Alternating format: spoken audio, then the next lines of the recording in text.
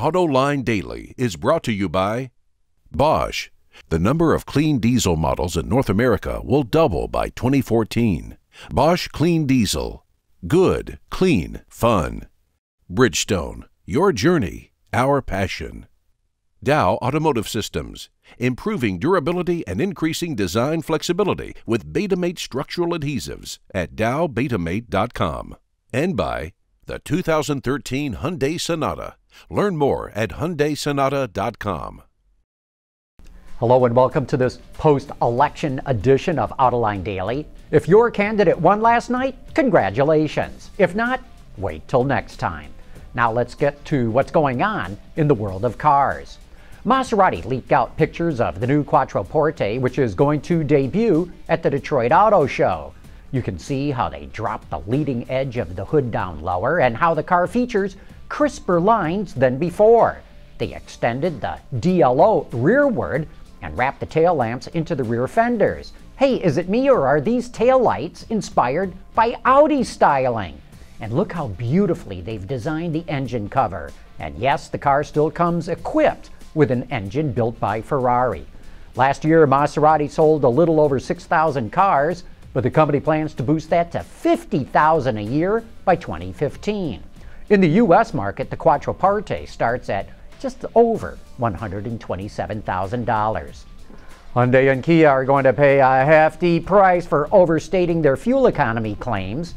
Moody's Investors Service estimates that reimbursing customers could cost the automakers $100 million a year. The automakers' market share in the U.S. is also expected to fall slightly next year because of the controversy and due to no new models being launched.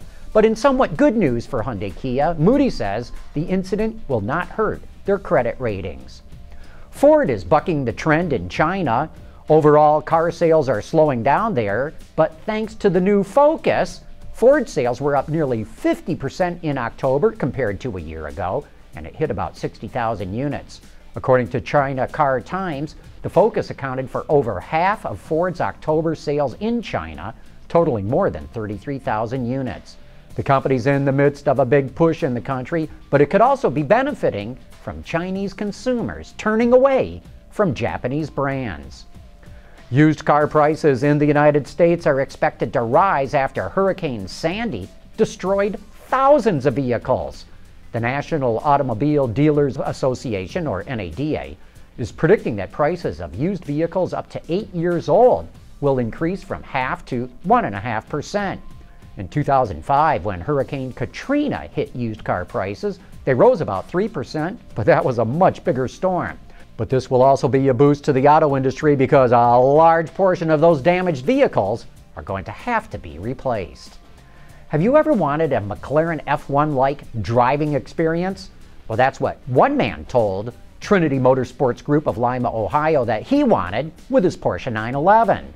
The company reconfigured the standard 2+2 layout into a single center seat that you see here.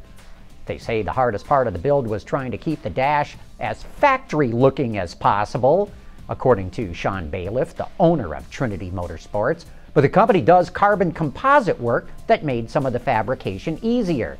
The total cost was $85,000, and that does not include the original purchase price of the 911. Now Trinity is building a coupe version of the car with a manual transmission that should be finished in the next 30 to 45 days. Coming up next, it's time for You Said It. Clean diesel models in North America will double by 2014. Why? Higher take rates, lower cost of ownership, longer range and better fuel mileage, lower CO2 emissions. Clean diesel, good, economical, functional. Bosch, invented for life. And now it's time for some of your feedback. A lot of you had a lot to say about what Toyota should do with the redesign of the Prius. Steve Ashley says, there are two types of ugly in the world. One, ugly, and two, but ugly. The 70s Datsun F10 comes to mind. Toyota needs to scrape the current Prius styling and start over. You know, I think he actually means scrap the styling, but since they're going to have to scrape clay, maybe he's got it right. And Lex is on the other side of the argument. He says, What's wrong with the current design of the Prius? Let it remain the same as the iconic VW Beetle remained the same for decades. Kit Gerhardt heard me say that one of the things that makes Volkswagen so successful is that it's vertically integrated. He asks, GM got away from vertical integration largely to get lower cost parts from low-wage, non-union suppliers. Does VW pay their in-house part suppliers the same wages as the assembly and powertrain employees, etc.? I don't know, but I'm curious. Kit, my understanding is that they do pay them the same, but there's not a huge wage difference as there was in the United States. Remember, just 5 years ago, the total labor cost for a UAW worker was $75 an hour, whereas suppliers had a total labor cost of about $30 an hour. So that was a no-brainer to outsource all that work to suppliers. Well, thank goodness the election is over, because Mitt Romney sure confused a lot of people about where Jeep production is going to take place. Don Braun wants to know, with Jeeps going to be made in China, why should Americans buy them? Jeeps are American. Americans won't buy them any more than they bought the new GTO made in Australia several years ago. Well, Don, don't worry. You are not going to get a chance to buy a Chinese-made Jeep anytime soon, if ever. Yes, Chrysler is going to make Jeeps in China, and that's exactly where those Jeeps are going to be sold.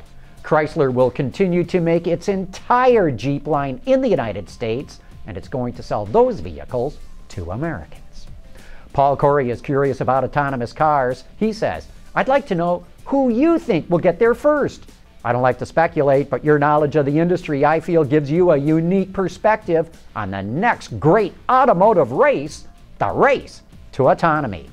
Well, Paul, my perception is that Audi is in the lead when it comes to autonomy. BMW is showing a lot of interest as well, and Ford has admitted that it's working on it too. GM veteran says, I too am mystified as to the lack of EV sales in Europe, where petrol is so much more expensive than the States. Could it be that their electricity is also much more expensive, and so the financial advantage is not strong enough to overcome the higher prices and lower range of EVs? GM veteran, I think it's that, and the fact that so many people in Europe live in apartments. So where do they plug in their EV? Even though there are some public charging stations around, they might be blocks away.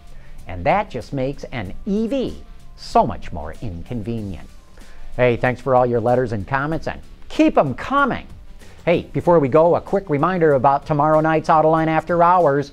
Our special guest will be Sandy Monroe, who's developed a software and methodology to calculate the cost of manufacturing a car. He's got some eye-opening information on the true cost of making the Chevrolet Volt. So join me and the auto extremist Peter DeLorenzo for the best insider information in the business. And that wraps up today's report. Thanks for watching. We'll see you tomorrow.